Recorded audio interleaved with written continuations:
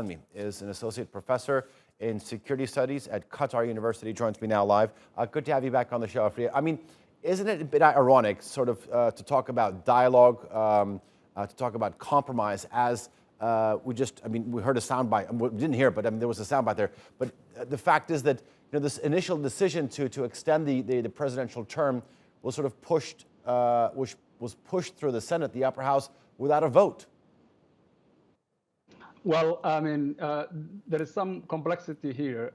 Dialogue is necessary, particularly when it comes to the stakeholders talking about the way forward in terms of going through the dispensations and the indirect elections that are coming up. So here we need like the 5 federal member states, maybe some opposition groups and the government and the prime minister and all of them, just to come together and chart a way out. And to do that, they need a dialogue. But where it actually becomes ironic is that when the president says that I'll go back to the House of the People, and here, by the way, the parliament consists of 2 chambers.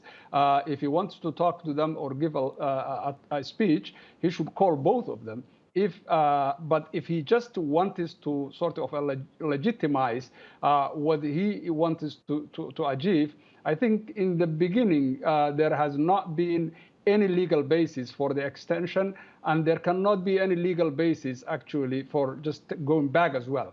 So that defeats the purpose. But overall, dialogue is necessary. What do you think the run-up to these elections is going to be looking like? Well, quite easy here that we have already a framework that have been agreed on in September 17, 2020. There are 5 outstanding issues. So the roadmap is quite clear. Go back to the tent, and I mean by the federal member states and other stakeholders and the government to come together and then resolve 5 outstanding issues, and then among them actually is the electoral security, selecting the northern MPs, Ghetto issue, and so on and so on. So there are about 5 issues. Also, some of the FMSs are demanding that the president's powers be reduced. So all of these things have to be on the table, in the agenda, in the tent, and have to be resolved. The third phase is the implementation phase. And I think this can happen pretty quickly, I think. Okay.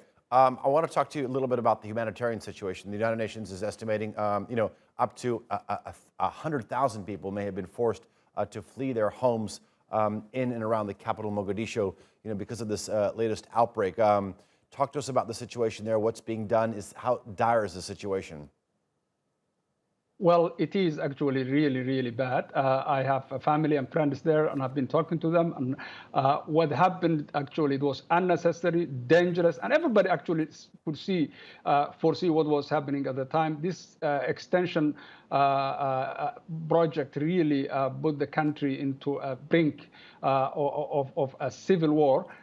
And about 60 to 100,000 have already left their homes. Students are not going to universities for the past few days. The whole city became more or less like, filled with guns and militias, particularly the government security fighting along each other. So the situation is bad, and it's still bad if the problems that have led into this is not resolved. I'm talking about the political issues, the election issues have to be addressed.